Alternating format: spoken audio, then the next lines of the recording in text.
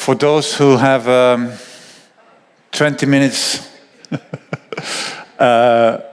time to follow through what I'm going to share with you, take a seat. I'm actually going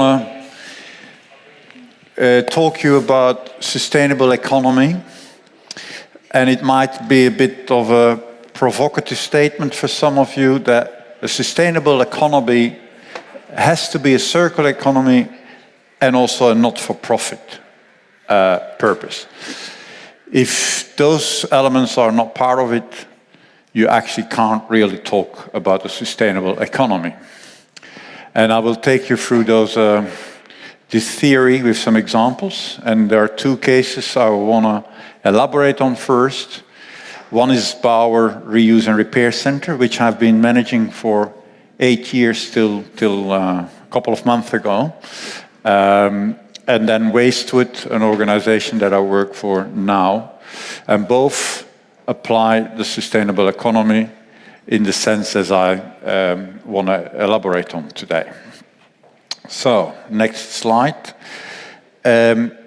is the Bauer that I want to introduce briefly to you. So it is a reuse and repair center, as the subtitle is saying.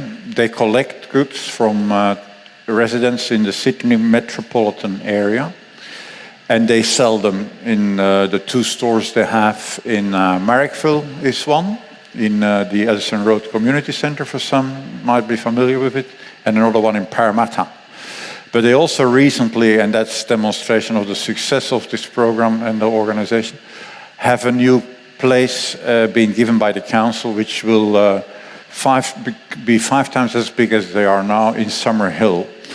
Another thing they do is repairing all the goods that they receive and are in less good condition, and they make new furniture out of the materials that are donated.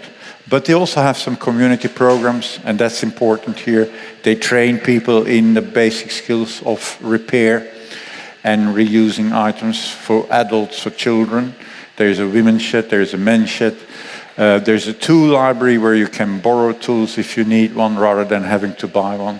So in case you need a hole in the wall, you not necessarily go to the shop and buy a new one, you borrow one.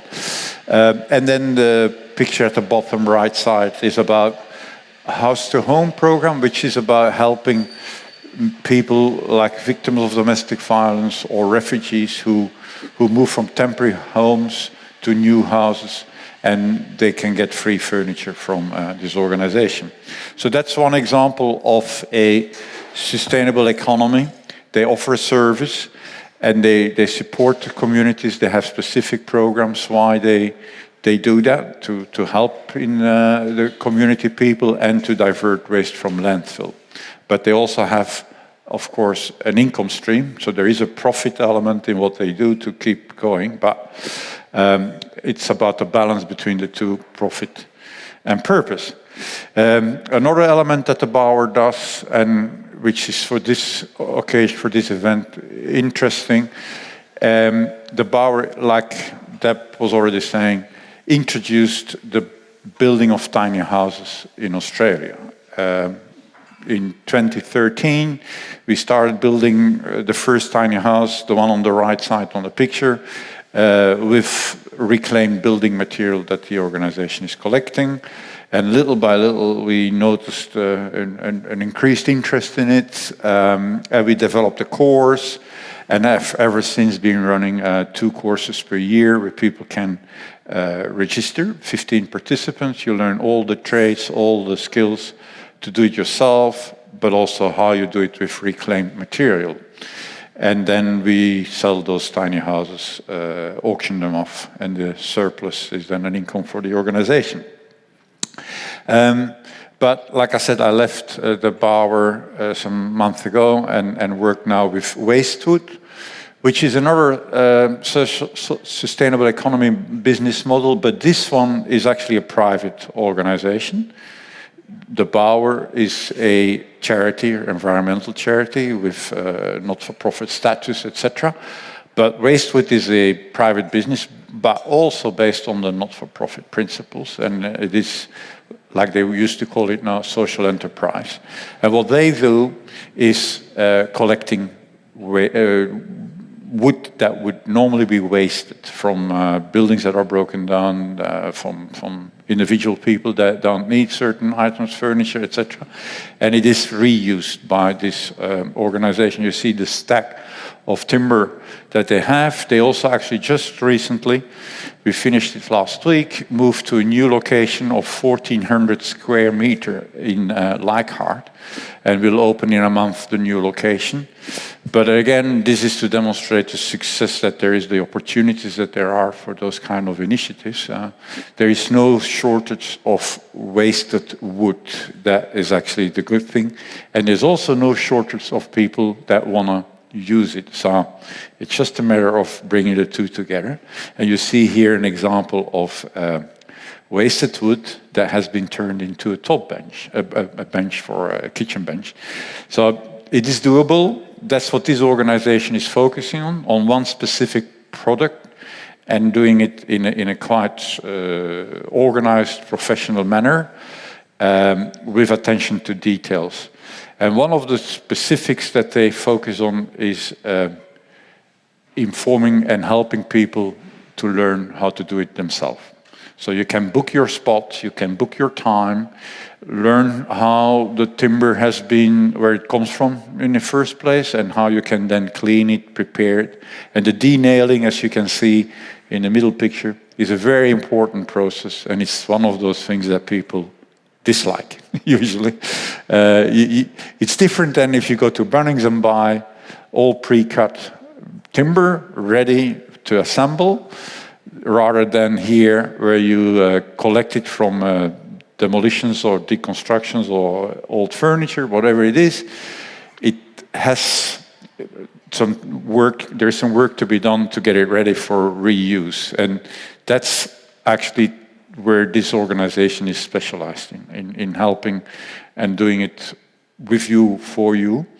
And the machinery that we have, if you would go to a traditional timber business, they would not dare to put a reclaimed piece of timber in their machines, because they don't know if there's a nail, if it is safe, if it is properly prepared for. So there is some risks you take as a sustainable economy, but if you're trained, if you know how to do it, you actually can find ways to do it in the right way. And the denailing is a key thing there. So that's Wastewood, a second organization. Like I said, this one is a private organization, but based on the principles of a social enterprise and not-for-profit. So this slide here brings together the key elements of what a sustainable economy has to cover, what it should entail, what is part of it. There is an environmental aspect to it, or it can be a social aspect, or it can be an economic aspect. But the three of them have to be together. Some will call it planet, people, or profit. You need all of them, but it's the way they come together. It's the way that you actually let them interact with each other. And for the environmental, I've used here the case of the Bauer as an example. Agenda for the Bauer on an environmental level was that they recover resources and divert them from landfill, that they collect them and return it into products that can be given to other people.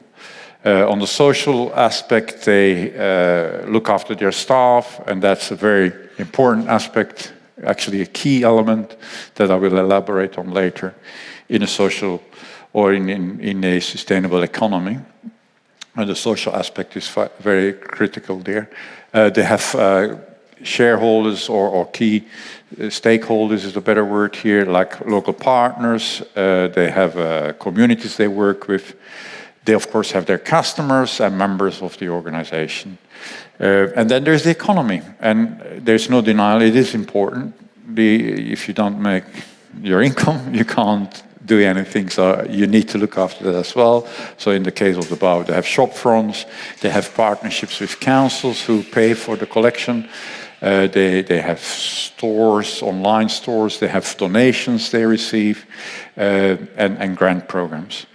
But there's also some overlap where environmental and economical issues meet each other. For example, when you repair goods for people, when you upcycle them, when you produce new products or refurbish them. There's also an overlap between social and economy, where you give training to people that they can become active and learn new trades and new skills. We sell those products at affordable prices so that it is accessible for people that normally wouldn't be able to access those goods. And there's a consignment program where individuals who do those things already can actually sell their products in the store. And there's also an overlap between the environment and the social aspects, and that is then the repair cafes where people can come and learn how to do it themselves, repairing their own goods, and educational programs that we run, workshops we have where all those skills can be trained and learned.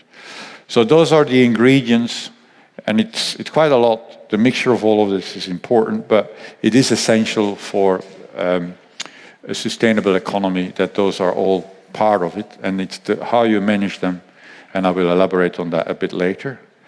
Another aspect of the statement I made, that sustainable economy has to be a circular economy, and it has to be a not-for-profit. This is here a slide that demonstrates or explains what circular economy stands for and what the difference is with the traditional linear economy and what is nowadays also called the recycling economy. So the main difference is that in circular economy, nothing is wasted. There's nothing that goes to landfill, there's nothing that will be thrown away. It will be all reused in one way or another. And of course it starts with how it is produced. If you don't design it in the correct way, you might not be able to reuse it at the end of the life cycle. Or you might not be able to repair it. I was yesterday on Radio National talking with people from the Australian Productivity Commission, who is currently reviewing or preparing, is it a regulation, a proposal for legislation in Australia for the right to repair of items. And in Europe and in the US, this exists for some years, but here it is still kind of in the startup phase, the thinking around repairing and promoting and facilitating repair of goods. There is still a strong throwaway culture here that you buy, and after 2 years your mobile phone will go. Because there is a new model, there is the latest updated version that you want to have. So with that logic, you don't contribute to the circular economy. You are part of the linear economy, and it will be thrown away. And many products are, even electronics specifically, are built with the intention that you can't repair it. The planned obsolescence, as it is called. In the electronic sector, iPhones, from Apple, for example, you can't open it. They don't want you to open it. They don't want you to touch it.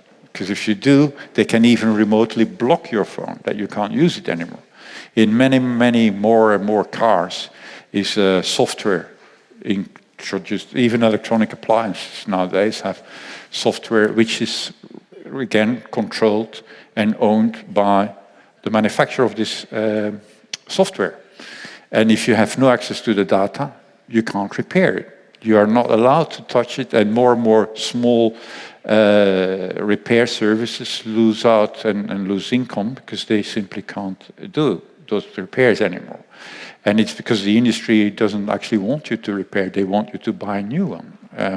So that's all the traditional linear economy. And there is more and more talk now about recycling, which is a step forward, but it actually still creates waste at the end of the day. Because recycling means that you give it another purpose for some time, but even then, after a while, it has to be thrown away. And that's still not an ultimate solution.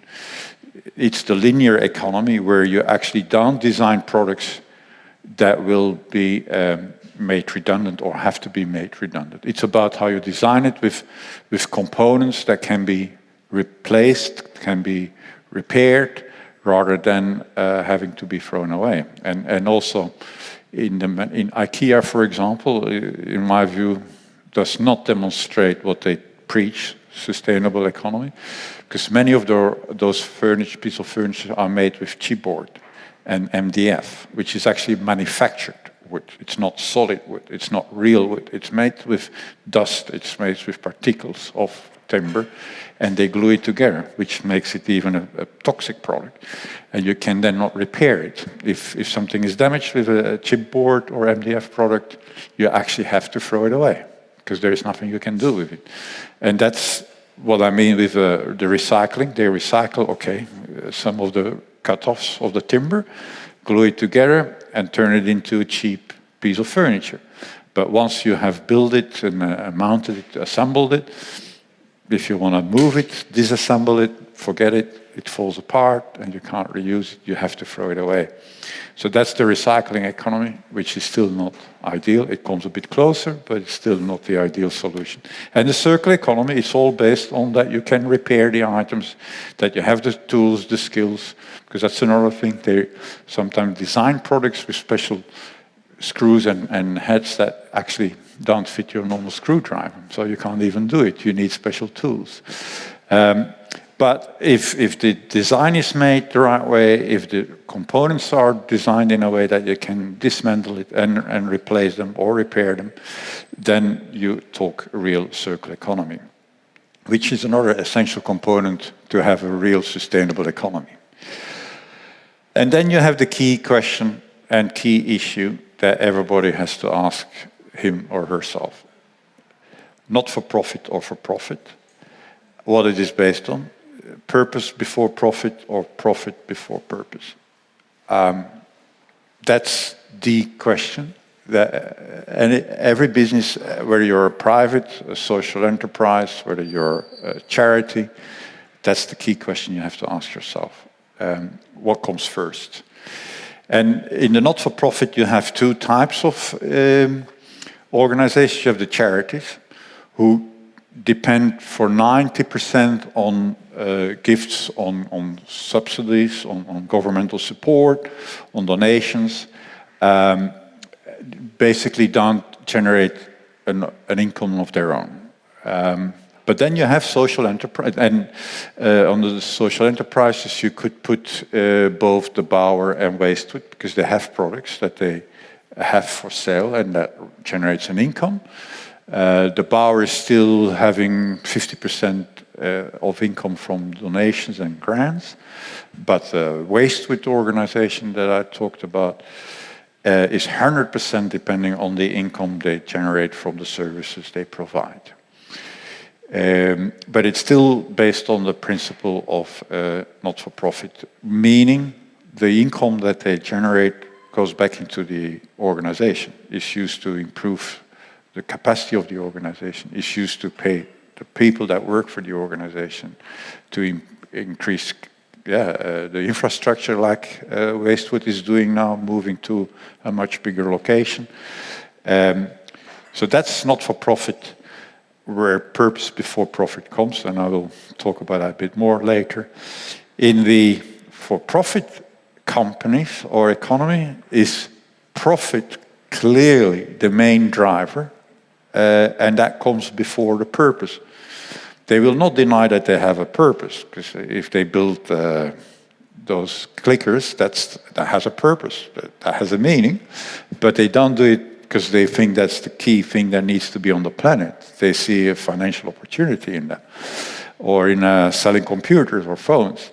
So that's the big difference between the two types of economies, and makes also a difference whether you actually can still uphold your original objectives of being having sustainable products or living for a sustainable objective.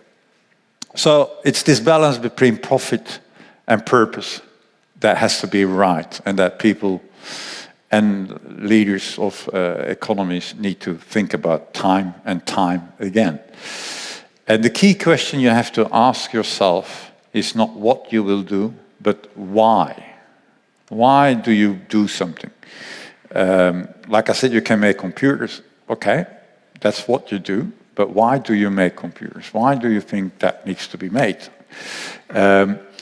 So you have to go back to some priorities in life, some your philosophy, your beliefs, and you will then end with higher needs for the community, for people, for planet, that you want to do something to improve or to share or to support people. And that is your why. That's your purpose. And that should be your front and center in everything you then do, in everything you have to decide, in every initiative, in every person that joins your organization. It's the why. It's why you're there. That needs to be the reason you recruit people, not necessarily because they're skilled in fundraising or a good mechanic. You can train those things, but if you don't believe in what the organization stands for, you will not enjoy, you will not succeed. And that's essential. So for the purpose, there are 3 dimensions to a purpose. There is the knowledge about the problems out there, what is happening, what you think is important, and what you personally feel like an important, because there are many good causes, there are many things that you can say, this is a problem that I want to do something about. So you have to inform yourself, you have to have some know-how to make up your own decision on what you want to do. Then there has to be the motivation. You need to feel like this is really what I want to spend my time on, where I want to prioritize my time for, where I want to drop other things for, and take that as my priority. And then you have to have a plan of action. You have to have something in mind you will do to meet that purpose, to do what is necessary. If it is rescuing animals, there are many ways to do it. You could equip a van with all the equipment. You could organize a training program where you learn other people to do it. Whatever it is that can lead to your purpose is fine, but the purpose is still what needs to be front and center.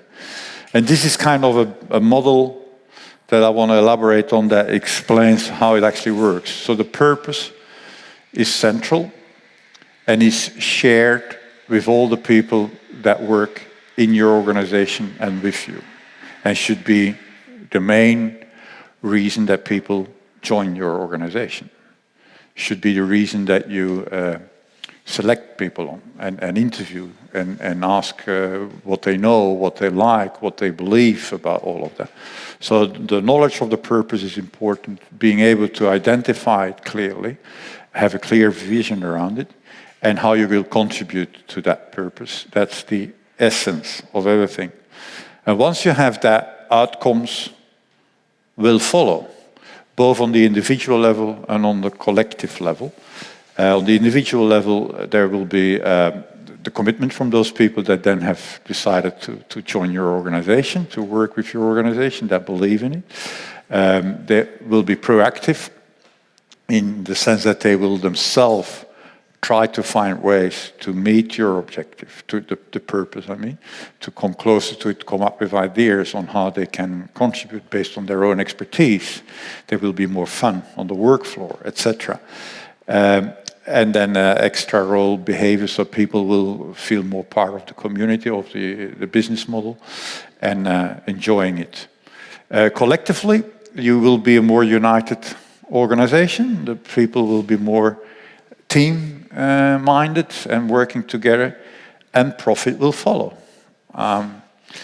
It's kind of the thing that people might not trust, be confident about, that it follows, but it does follow. Once you have decided what you want to do, once you know that there is a need for it, that there is a problem that needs to be addressed, and you find a way to meet that problem, and they sneeze, the rest will follow. Because then you will find a way to make it into a profitable model. But your first objective should still be, what is it you want to do? And then you see that in the accelerators and the drivers. So accelerators, to be successful there, is the trust and the motivation and the values. And that speaks for all the people internally, but also externally to the organization that believe what you say, that see that you make a difference, but the staff and the people that are part of it, that feel personally connected to the purpose and enjoy it and contribute to it. And then the drivers, and they are kind of relatively classic terminology used here, but they are even in not-for-profit or for-purpose organizations important, because you still need your strategy, you still need your leadership to manage it, you need systems to deliver, and you need communication plans to tell your story. So you still need all of those components. It's not that they can be dropped, that it happens spontaneously. You still have to invest all your traditional methodologies and tactics, but it is driven by the purpose. It's not driven by the profit. So and those, in summary, are the 10 steps for a sustainable economy. The first of all is to identify what are the means and what's the end. And for the statement of sustainable economy is only possible with a circular economy and not for profit. There, the end is your purpose, and the means is a profit model that gives you an income stream. You have to spend quite some time on identifying as an organization what is the problem and the purpose. That has to be very clear and front and center. And then every individual person joining, working with you, has to, for themselves, make up whether that is a purpose they can join and feel part of, become a collaboration, and to jointly solve those problems and make that still the focus of your activities. And when there is an issue out there, don't think in the first place, how can I turn that into money? But think about how I can turn this into something meaningful, helpful for the people, for the community, for whatever it is, and the rest will follow. Be inclusive, mean everybody should be part of your decision-making process. Everybody should have the opportunity to contribute, to share their ideas. And if they feel like it's not okay, they should be able to say that. And we should listen to that and find a way to integrate that. And the welfare of all your stakeholders is important. The customers should be happy people. You should check on that. The clients should be happy people. The people that are benefiting from what you do should be happy. Greedy will not work. If that is your objective, if you need money, and if that is your main driver, forget it. Don't bother listening to me. Don't bother following what I'm saying here. Do something else. But it's essential in this economy, sustainable economy. And it's a choice you make. They call it the new economics, but it's actually the old economics as well, before capitalism took over, that people did something they enjoyed, and they knew that that was a relevant contribution to the community. It's basically going back to that, and it's now called the new economics. And then, like I said, the rest will follow. It will be sustainable, it will be equitable, and it will create prosperity. So, the last thing, leadership of those organizations. You first have to discover for yourself what your own personal purpose is, what you think is important in your life. I have done that for myself. I've my entire life worked for not-for-profits. Before I came to Australia 13 years ago, I worked for 15 years for Greenpeace International and Greenpeace Belgium in Europe. So those kind of environmental agendas have always been the driving force behind everything. I've then worked for a private company, a security company that took journalists to Afghanistan and Iraq, and I introduced training and protection mechanism for the not-for-profit sector that also works in those what they call risky environments. So that was another driving force and a purpose that I had. And then the recycling sector that I have been working on in Europe and here in Australia, and now with Wastewood. So I've always chosen for that kind of programs, which makes it easier for me, clear what I want to do, and then I can help the people that work in my companies, in the organizations I was running. And you need to listen to what they believe in, what they want to do, how they want to do it, and find a way where their skills and expertise fit the needs of the organization. And the closer you bring that together, the more happiness, the more enjoying they will do. And connecting indeed then the personal with the organizational purposes. So that's it. That was my presentation. There is a passion always, there should be a purpose and a profit. Do we love that? Was that awesome? Thank you. I'm quite sure there'll be some questions, and I might start, if you don't mind. Tell us firstly about the tiny houses. Tell us a bit about your building of those and what they look like and why you did that and why you're the first person on the planet in Australia, not planet, Australia, to have a tiny house here. Sure. Do you still hear me? His mic's gone off. That's because I'm here and I'm more important. Have we got unplugged him? Has he unplugged him? Maybe when he sat down. Oh. Here he goes. Beautiful. I'm back. Okay. No, I'm not back. Hey, we'll just play with this. I'll use this. So yes, tiny houses is something that was back in 2013, one of the first years I was running Bauer, introduced to me by a builder himself, James, who had heard about it in Europe, that you could actually build your own little house. And he did that with us, with our building material. And little by little, I realized that this is a perfect story and example of sustainability.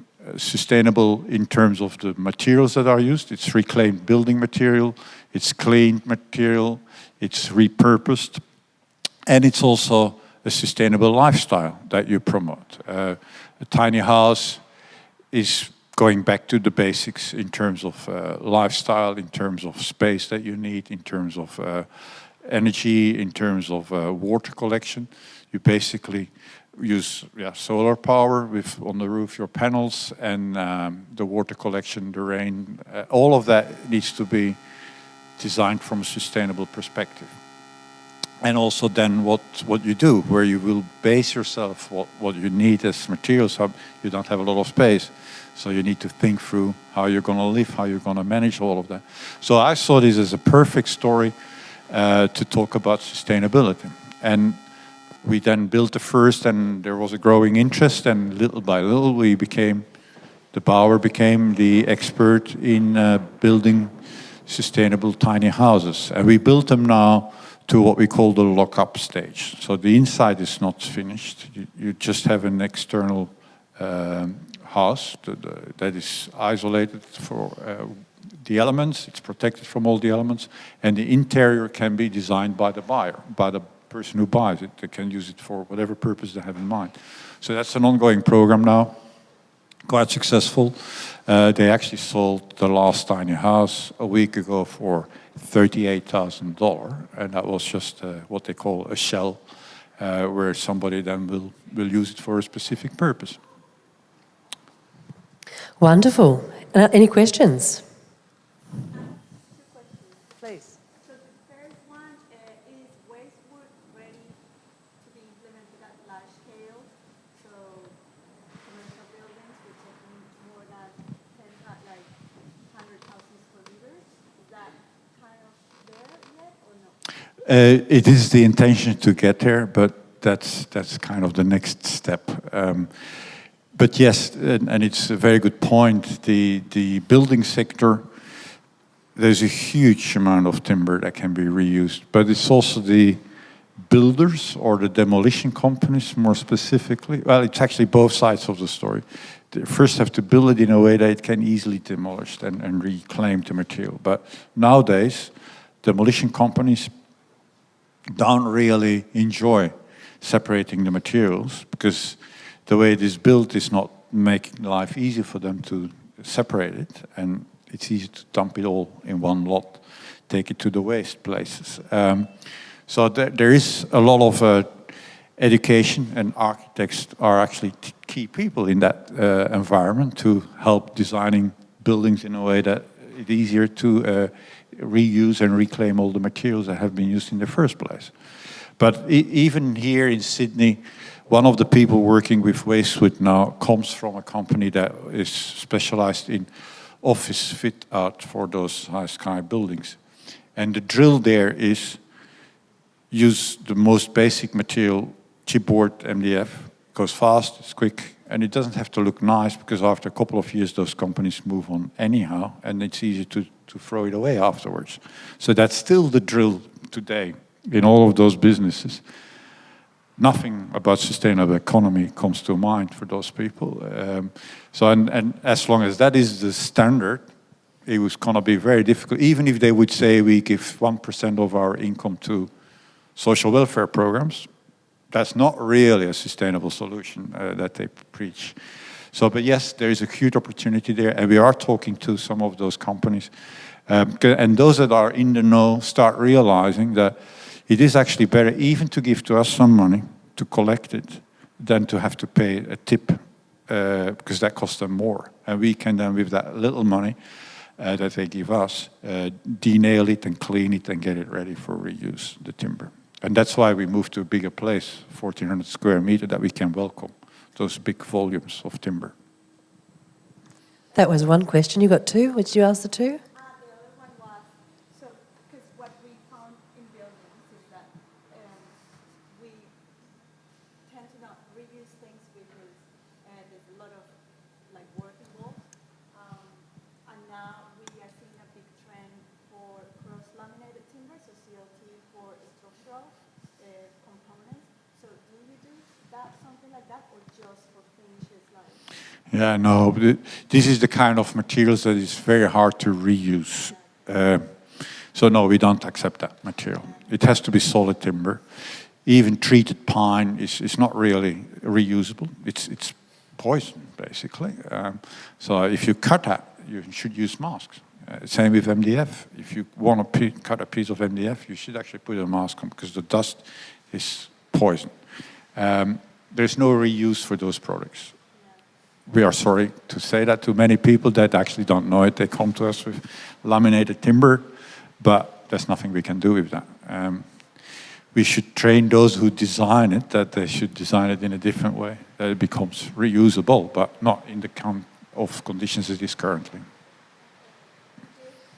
Wonderful. Any other questions? John?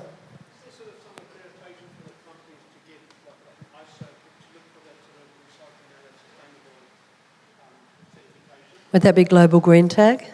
Well, yes, there are some. There are definitely talks about. There's a lot of thinking about that, and here and there you already see some labels for specific products, eco labels.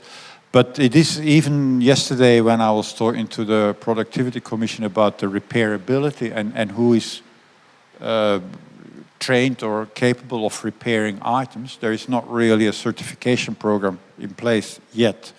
But you're right, it's one of those newer aspects that is to be considered and we are talking to companies like GECA, who is here an Australian company that does certification for standards and procedures.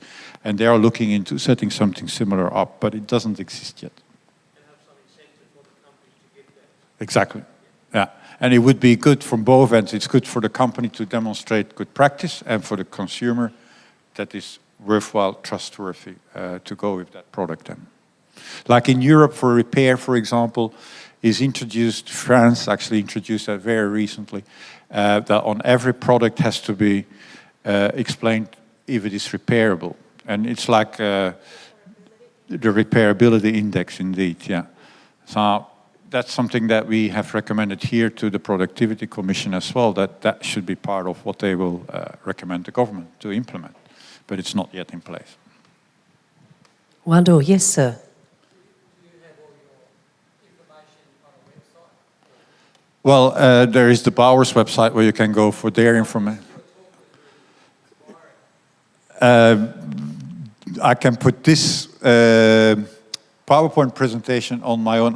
My company's, well, my consultancy business is Strategy for Change, so I can put that there and make that available. I'm just thinking if my son is finishing year 12 Yeah, and he has no idea what he wants to do. yeah. I saw your little presentation there. Yeah, I can, so look up Strategy for Change. Say, well, go through this Mm. to think about where you want to go, and so that gives you, because I don't know, but generally when you go to school you've got no idea where you want to go and it's picking these careers, whereas actually if you did it on a purpose-based, Yeah, you might come out with a completely different true. idea. I agree. I just thought, wow, it'd be fantastic if you could talk to a school, so at that particular time. I've never thought of it. No, thanks for that. But yes, I can put that on my... Beautiful. Good. So what we will do post-event is do a thank you email and send you the contact details of all the speakers today, and perhaps you can then reach out and connect to get some more information. Also, the photographs for the event, we'll send those out as well. One final question. We're commencing shortly with Phytogreen, who's talking about vertical gardens and rooftop gardens. Is there any final question before we move back into that workshop? We're all done. You communicated it so articulately, you've left them without any questions. So, Well, thanks for your time. Guido, it was just an absolute pleasure again to have you in the space. As always, we love having you join us and look forward to hearing more about your strategy for change. Please put your hands together for Guido. Lovely, thank you.